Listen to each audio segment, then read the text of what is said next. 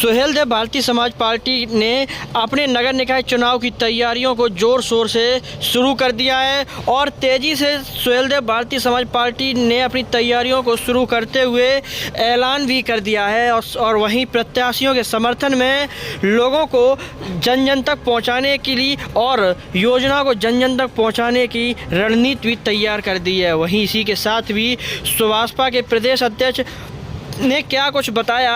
करहल में नगर निकाय चुनाव की प्रत्याशी राजकुमारी कश्यप के समर्थन में उनके पति सुहेलदेव भारतीय समाज पार्टी के प्रदेश अध्यक्ष प्रेमचंद कश्यप ने पत्रकारों से खास बातचीत करते हुए अपनी रणनीति तैयार की और क्या कुछ बताया हम आपको इस वीडियो के जरिए सुनवाते हैं। इसी के साथ उन्होंने भगवान राम पर भी अपना कर्जदार बताया है और इसी के साथ उन्होंने अपनी पार्टी की योजनाओं को भी अवगत कराया। आइए हम सुनवाते हैं क्या कहा प्रेमचंद कश्यप ने, हम आपको इस वीडियो के जरिए सुनवाते हैं। नगर पंचायत चुनाव चल रहा है और किस तरह से नगर पंचायत की तैयारियाँ आपकी पार्टी द्वारा चल रही हैं? सबसे पहले आपके चैनल को मैं धन्यवाद देना चाहता हूँ। नगर पंचायत की चुनाव की तैयारियां पूरे प्रदेश के अंदर चल रही हैं। पूर्वांचल में हर नगर पंचायत जिला पर पूरे ज़िले में हम चुनाव लड़ाने का काम कर रहे हैं। पश्चिमांचल में मेरठ में, गाजियाबाद में, बुलंदशहर में, फरकाबाद में, फिरोजाबाद में, मैनपुरी में हर जगह हमने प्रत्याशी उतारने का काम किया। सुहेलदेव भारतीय समाज पार्टी का जनाधार बहुत तेज़ी से बढ़ रहा है। आज हमारी पार्टी के 6 विधायक हैं और माननीय ओम प्रकाश राजभरी की जो विचारधारा है, एक शिक्षा अनिवार्य शिक्षा, 1 से लेकर MA तक की शिक्षा फ्री होना चाहिए। CBSE बोर्ड की CBSE बोर्ड UP बोर्ड में कन्वर्ट होना चाहिए। जब इस देश में संविधान एक है, इस देश का प्रधानमंत्री एक है, इस देश का राष्ट्रपति एक है, तो इस देश में शिक्षा नीति 2 तरीके की क्यों? जिस स्कूल में DM का बच्चा, SP का बच्चा, दरोगा का बच्चा पढ़ता हो, उसी में गरीब मजदूर किसान का बच्चा पढ़ना चाहिए, जिससे गरीब मजदूर किसान के भी बच्चे IAS PCS MBBS बच्चे बन सकें। करहल में आपने जो प्रत्याशी उतारा है, किन मुद्दों पे आप यहाँ करहल में चुनाव? देखिए, करहल में आज देश को स्वतंत्र हुए 75 साल हो गई, लेकिन हमने देखा करहल का विकास नहीं हुआ।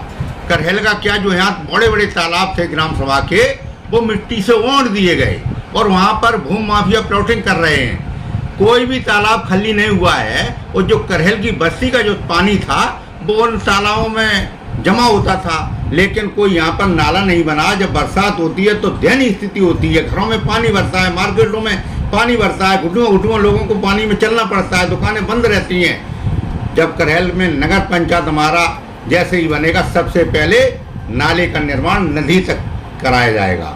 यहाँ पर मैंने एक बहुत बड़ी समस्या देखी है, सार्वजनिक मरघट नहीं है करहल के अंदर। सबसे पहले सार्वजनिक मरघट बनेगा। जैसे कोई लोग बाहर से करहल में आके बस गए, उनके पास खेती नहीं है, उनके पास मरघट नहीं है, तो दूसरे लोग वहाँ पर वो नहीं दफनाते हैं, नहीं जाने देते हैं, मना करते हैं। तो ऐसी कई हमने समस्याएं देखी। कोई कहता कि फरकाबाद ले जाइए, कहीं ले जाइए। तो हमारा मेन मकसद है कि यहाँ पर मरघट बनवाएंगे, नाले की व्यवस्था करेंगे, पानी सुचारू रूप से हमारे नगरवासियों को कोई पानी से दिक्कत न हो, गंदे नालों से। और यहाँ पर जिन बस्तियों में अभी तक सड़कों का निर्माण नहीं हुआ है, CC रोड बनवा के सड़कों का निर्माण कराएंगे, बिजली की अच्छी व्यवस्था कराएंगे और बारात घर बनवाना या काम करेंगे। गरीब बच्चियों का एक लक्ष्य भी मैंने रखा है, 51 गरीब लड़कियों की प्रस्त वर्ष हम शादी कराने का काम करेंगे और एक जनरेटर का इंतजाम करेंगे, जिससे 6 बजे से गर्मियों में 9 बजे तक बत्ती गुल रहती है। दुकानदारों को निःशुल्क 3-4 घंटे बत्ती देने का काम करेंगे नगर पंचायत से। आप चुनाव लड़ रहे हैं नगर पंचायत करहल से, पिछले कार्यकाल की अपेक्षा क्या समस्याएं आपको दिखाई दी और जनता को जो है समस्या का सामना करना पड़ा? देखिए, हम देख रहे हैं 5-6 साल तक कोई विकास कार्य नहीं हुआ। यहाँ पर एक जनता बता रही, एक सड़क नहीं बनी, किसी की सुनाई नहीं होती थी। अगर सरकार ने उनको कॉलोनियाँ दी, कॉलोनियाँ में बहुत बड़ा भ्रष्टाचारी हुई, किसी में 50,000 रुपये, किसी में 40,000 रुपये वसूल किए गए।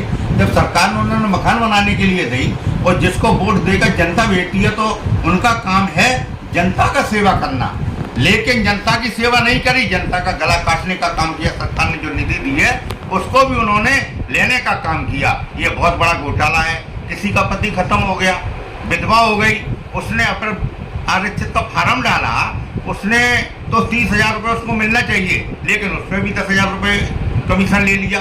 निरी महिलाएं ने हमें बताया किसी की पेंशन बन रही है, वो मोहताज हैं, लेकिन उन पर भी पेंशन उन्होंने 4 महीने 5 महीने 1 साल की उनकी पेंशन लेने का काम करते हैं वो लोग। ये काम बिल्कुल बंद कर देंगे और इसकी छानबीन भी कराएंगे। जिन लोगों ने घोटाला किया है उनके विरुद्ध अगर वो दोषी पाए जाएंगे तो वो लोग जेल के हकदार भी बनेंगे। और 3 स्टेट 3 ब्रांचें लगाकर निःशुल्क ये सारे काम होंगे। कहीं पर भी नगर पंचायत में कोई घोटाला नाम की कोई चीज नहीं होगी, न किसी पर रिश्वत ली जाएगी, निष्पक्ष काम होगा। गरीब लोगों को न्याय दिलाने का काम करेंगे और करेल की जनता को भरपूर हम मदद करने का काम करेंगे। अगर करेल की जनता ने हमको आशीर्वाद दिया तो एक करेल में नया इतिहास कायम करेंगे। पिछली 2006 में जब नगर पंचायत चुनाव जब मैं लड़ा तो यहाँ पर एक गुंडा राज कायम था। उस समय हमने केवल चुनाव लड़ा, हमने सोचा कि हम जनता की सेवा करें, लेकिन उस समय आगजनी, बलवा, 7 क्रिमिनल, लोक संपत्ति नुकसान, तमाम मुकदमे लगा के हमको जेल में डालने का काम किया गया। उसमें मात्र 10 मिनट केवल हमारी वोटिंग हुई थी। तो इस समय हमको पता लगता है कि बाबा जी की सरकार है और शासन भी बहुत अच्छा चल रहा है। निष्पक्ष हम लोगों को मतदान होगा और न्याय हम लोगों को मिलेगा। आपकी बात नेताजी, चुनाव से पहले आप बसपा में से थे, जी, लेकिन अचानक ऐसी क्या परिस्थिति आई जो आप ओम प्रकाश राजभर जी के साथ चले गए? देखिए, हम बहन जी को भी धन्यवाद देना चाहते हैं। बहन जी दलितों की, पिछड़ों की मसीहा रहीं और मसीहा मानकर मैंने 14 साल बीएसपी में काम किया। जब मैंने बहन जी 14 साल में जो बहन जी ने कोऑर्डिनेटर भी बनाया कई मंडलों का, जब मैंने बीएसपी में देखा कि हमको चुनाव लड़ने का अधिकार नहीं मिलेगा, वहाँ पर जब मैंने कोऑर्डिनेटरों से बात करी तो प्रेमचंद कश्यप जी 1 करोड़ रुपये चाहिए, 50 लाख रुपये चाहिए, 2 करोड़ रुपये चाहिए, तब आपको टिकट मिलेगी। माननीय ओम प्रकाश राजभर जी एक दिन मेरे घर पे आए तो उन्होंने कहा कि कश्यप जी, आपने 14 साल बहन मायावती को साथ दिया, हमको आप केवल 2 साल साथ दे दिए क्योंकि हम आपकी लड़ाई लड़ रहे। तो हमने की किसकी लड़ाई लड़ रहे? कि आपके समाज की लड़ाई लड़ रहे। तो माननीय ओम प्रकाश राजू जब उनके साथ गए, 2 साल उन्होंने मांगी, मैंने 2 साल उनको दिए। तो मैंने जब उनको देखा तो कश्यप, निषाद, मांझी, मंजबार, गौड़, गुड़िया, रैकबार, कार, धीमर, बादम, तुरा, तुरैया, भर, राजभर, सैनी, बिन, इन लोगों की उन्होंने लड़ाई लड़ने का काम किया, सदन में आवाज उठाने का काम किया। माननीय ओम प्रकाश राजभर जैसा अभी तक कोई ऐसा नेता नहीं हुआ। 75 साल के अंदर माननीय ओम प्रकाश राजभर जी ने हमारे समाज की हक और अधिकार की बात की। हक अधिकार को मात्र 2 साल के अंदर माननीय ओम प्रकाश राजभर जी ने करेल से हमको सिद्धार्थनगर से चुनाव लड़ाने का काम किया विधायकी का 2022 में निष्पक्ष। और जब मुझ पे पैसा नहीं था तो उन्होंने चंदा मांग कर हमको चुनाव लड़ाने का काम किया। ऐसे धन्य हो ओम प्रकाश राजभर जी को, जो समाज के लिए रात और दिन पिछड़ों की, दलितों की, अल्पसंख्यकों की, सब समाज की लड़ाई लड़ने का काम कर रहे हैं। शिक्षा पर माननीय ओम प्रकाश राजभर जी कहते हैं कि एकजुट होकर, अगर प्रदेश की महिलाएं एकजुट होकर हमारे साथ आ जाएं तो मैं 1 महीने के अंदर उत्तर प्रदेश की दारू बंद करा देंगे। माननीय ओम प्रकाश राजभर जी कहते हैं कि उत्तर प्रदेश में निःशुल्क शिक्षा है, एक शिक्षा, अनुवाद शिक्षा 1 से लेके एमए तक की शिक्षा फ्री होना चाहिए। हमारा बच्चा सरकारी स्कूल में कैसे कबूतर पढ़ रहा है, धन्ना सेठ पूंजीपतियों का बच्चा। अच्छा नेताजी आप ये बताइए, आपकी और ओम प्रकाश राजभर जी की मुलाकात कैसे हुई? माननीय ओम प्रकाश राजभर जी ने खुद ही पता लगाया, हमको जानकारी नहीं थी। माननीय ओम प्रकाश राजभर जी का एक बार फोन आया कि कश्यप जी, मैं ओम प्रकाश राजभर बोल रहा हूँ। तो हमने उनको टीवी पे सुना करते थे, मोबाइल पे देखा करते थे। हमने कि जी सर आदेश करिए कि मैं करेल में हो। मैंने कि जी सर मैं अपने घर करेल में हूँ, क्या आध घंटे में आपसे मुलाकात करना चाहता हूँ, मुझे 1 कप चाय पिला दीजिए केवल। मैंने कि आइए सर, स्वागत है आपका। उस समय मैं बीएसपी में था। माननीय ओम प्रकाश राजभर जी आध घंटे में नहीं 28 मिनट के अंदर हमारे घर आ गए और उनके साथ लगभग 25-30 गाड़ियाँ थी। जैसे ही वो हमारे घर के अंदर घुसे, उन्होंने अपने कारकर्ता सबको रोक दिया, एक भी अंदर नहीं आएगा। मैंने कश्यप जी से 1 कप चाय मांगी और बैठकर यहाँ पर चाय पिलाई मैंने उनको। मैंने कहा सर सबको चाय पिलाएंगे, नहीं किसी को चाय नहीं पिलाना, केवल हम चाय पिएंगे। और हमारी लगभग आध घंटे बाद चली। माननीय ओम प्रकाश राजभर जी ने कहा कि आपकी लड़ाई सदन में लड़ी जाएगी और आप भी चलिए और आपको सदन में एक बार भेजकर, और क्योंकि आपने बहुत बड़ी मेहनत की है समाज की, आज पूरे प्रदेश के अंदर हमने अपने समाज को कश्यप निषाद मांझी मंझबाग गौड़ गुड़िया रैकबार कार धीमर बातम तुरा तुरैया सबको मैंने जगाने का काम किया, इनको इतिहास बताने का काम किया। क्योंकि भगवान श्री राम को हमने ही तो पार उतारा था, आज दिन तक हमको उतराई नहीं मिली। हम तो एक दिन अब जब सरकार में हो सकता शामिल हों तो हम तो योगी जी से कहेंगे कि भैया श्री राम को हमने पार उतारा है, लेकिन उसकी वजह हमारे समाज वाला चढ़ा। तो इस चुनाव में जो है भाजपा को समर्थन दे देना चाहिए आपको। देखिए हमारी पार्टी पूरे उत्तर प्रदेश के अंदर हमारा गठन है और हम अपनी दम पर चुनाव लड़ रहे हैं। ये छोटा चुनाव है, अगर हम लोग समर्थन मांगते अभी गठबंधन करेंगे तो ऐसा नहीं। जब तक माननीय ओम प्रकाश राजभर जी की जो विचारधारा है और विचारधारा को फॉलो किया जाएगा और विचारधारा को माना जाएगा, उसी पार्टी के साथ हमारा गठबंधन। आपका राजनीतिक गुरु कौन है? हमारे राजनीतिक गुरु माननीय ओम प्रकाश राजभर जी है। नहीं, उससे पहले तो आप राजनीतिक शुरुआत कर ही चुके थे। हमारे राजनीतिक गुरु में आपको बताएं, इस समय भारतीय जनता पार्टी में माननीय नरेंद्र कश्यप हैं। माननीय नरेंद्र कश्यप जी को मैंने अपना राजनीतिक गुरु माना था। उन्होंने मुझे जब 2 बार वो MSc रहे, 2 बार उनका प्रतिनिधि रहा, जब राज्यसभा में गए तब भी मैं उनका प्रतिनिधि रहा। लेकिन माननीय ओम प्रकाश राजभर जी ने उस समय कहा कि आइए बीजेपी ज्वाइन करेंगे, तो मैंने उनसे मना कर दी थी। तो उस समय सहयोग नहीं बना, लेकिन माननीय ओम प्रकाश राजभर जी की विचारधारा से मैं प्रभावित हुआ। हमने सोचा कि ये पूर्वांचल से चलकर हमारे घर पे आए तो हमारे समाज को हक का स्वाद दिलाने का काम करेंगे। तो मैंने अब माननीय ओम प्रकाश राजभर जी को, आदरणीय माननीय ओम प्रकाश राजभर जी को अपने गुरु मानने का काम किया। उन्होंने हमको चुनाव लड़ने का काम किया। आज पूरे प्रदेश में हम टिकटें बांट रहे हैं, सब लोगों को हम चुनाव लड़ा रहे हैं, पूरा उन्होंने दायित्व दिया। आज पूरे प्रदेश का संगठन हम देखने का काम कर रहे हैं। बहुत तेजी से संगठन बढ़ रहा है। हमारा बूथ और सेक्टर और विधानसभा और जिला का पूरा गठन हो चुका है। राजनीतिक की शुरुआत कैसे हुई आपकी? देखिए हम जैन इंटर कॉलेज के अंदर एक कैंटीन चलाते थे। वहाँ पर प्रिंसिपल थे ND दुबे। वहाँ पर मुझे कैंटीन मिल गई तो वहाँ पर लड़कों से मित्रता हुई। वहाँ पर माननीय मुलायम सिंह जी आए दिन जैन इंटर कॉलेज में, जब वो सहकारिता मंत्री थे, उसके बाद वो मुख्यमंत्री बने, तो हर 15 दिन में 1 महीने में हेलीकॉप्टर उतरता था।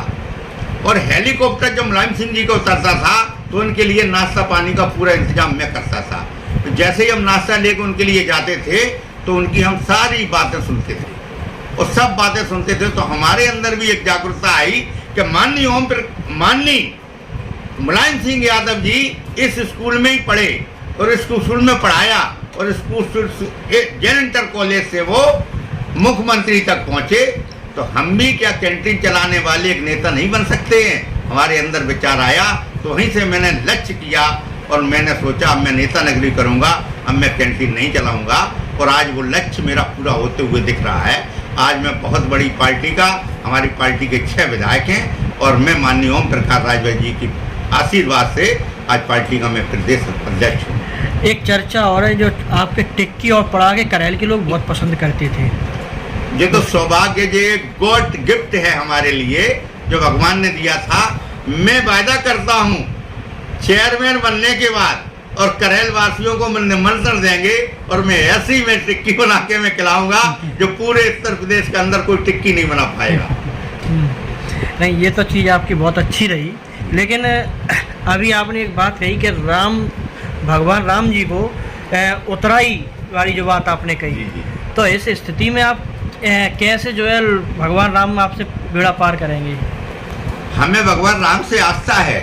जब हमारे वंशज गौरान निषाद जी सिंगेरपुर के राजा थे, जब रामचंद्र सीता और लक्ष्मण जी उधर से निकल रहे थे तो राजा जी ने जैसे ही देखा गौरान निषाद जी ने कि कौन जा रहे हैं, तो उन्होंने की रामचंद्र सीता लक्ष्मण जी जा रहे हैं, तो उन्होंने की कह दो इनसे कि हमारे महल में आके रुकें। तो उन्होंने कही हम वनवासी हैं, 14 साल का वनवास हुआ है, तो हम वन में रहेंगे। तो हमारे राजा गौरान निषाद जी ने वन में कुटियों का महल बनवाया और वहीं पर रामचंद्र सीता जी ने और लक्ष्मण जी ने कई वर्ष वहाँ पर विश्राम किया था। तो हम तो उनके हमारे देवता हैं, हमारे भगवान हैं और हम उनके सेवक रहे, तो हम उनकी ही आस्था लेकर चुनाव लड़ रहे हैं। तो इस बार आपने उनसे मांग नहीं की कि हमारा जो है कर्ज उतारो? नहीं, हम तो मांग कर रहे हैं जनता से, हम तो पंडित जी आपसे भी मांग कर रहे हैं, हम तो सबसे जनता से मांग कर रहे हैं। और जब हम सरकार में पहुंचेंगे तो इस करहल के लिए हम अपने कर्ज की बदौलत यहाँ पर विकास कार्य मांगने का काम करेंगे। जो यहाँ से लोग हम देख रहे हैं, कोई दिल्ली जा रहा है, कोई बॉम्बे जा रहा है काम करने के लिए, हमने देखा है कि यहाँ पर न तो फैक्ट्री की व्यवस्था है, न रोजी रोटी की व्यवस्था है। ये सारे काम हमारे दिमाग के अंदर हैं और मैं जनता के लिए पूर्ण तरीके से खरा उतरने का काम करेंगे। एक बात जनता से में और कहते हैं कि जो आप लोग जो दारू पीते हैं, ये दारू छोड़ दो। माननीय ओम प्रकाश राजभर जी कहते हैं जब गुजरात में दारू बंद हो सकती है, बिहार में दारू बंद हो सकती है, तो उत्तर प्रदेश में भी दारू बंद होना चाहिए। महिलाओं से विशेष तौर से मैं निवेदन करना चाहता हूँ कि जिस घर में पति देव अगर 300 रुपये 200 रुपये पैदा करके ला रहे उनके, और वो 200 रुपये की 100 रुपये की दारू पी जाते हैं, तो उनके बच्चे कभी पढ़ लिख नहीं पाएंगे, उनके बच्चे कभी खाना पीना नहीं, मोहताज हैं वो खाने पीने के लिए, कपड़ों के लिए, उनकी दिशा बहुत खराब है। इसलिए सभी महिलाएं एकजुट होकर हमारा साथ दें और हम उनको न्याय दिलाने का काम करेंगे। सबसे पहले दारू बंद होना चाहिए। इस प्रदेश के अंदर एक शिक्षा, अनुवाद शिक्षा 1 से लेकर M.A तक की शिक्षा फ्री होना चाहिए। इस प्रदेश के अंदर घरेलू बिजली फ्री होना चाहिए। जब सरकार पूंजीपतियों के लिए 70,000 करोड़, 50,000 करोड़, 40,000 करोड़ एक के माफ कर रही है, तो क्या गरीब जनता के लिए घरेलू बिजली माफ नहीं होना चाहिए? होना चाहिए, जिससे गरीब और मजदूर किसान आए तो बल्ब की लाइट में खाना खा सके और पंखा की हवा में वो सो सके। ये सरकार से मैं निवेदन करके ये भी मांग में रखूँगा जब मुझे जनता समर्थन दे।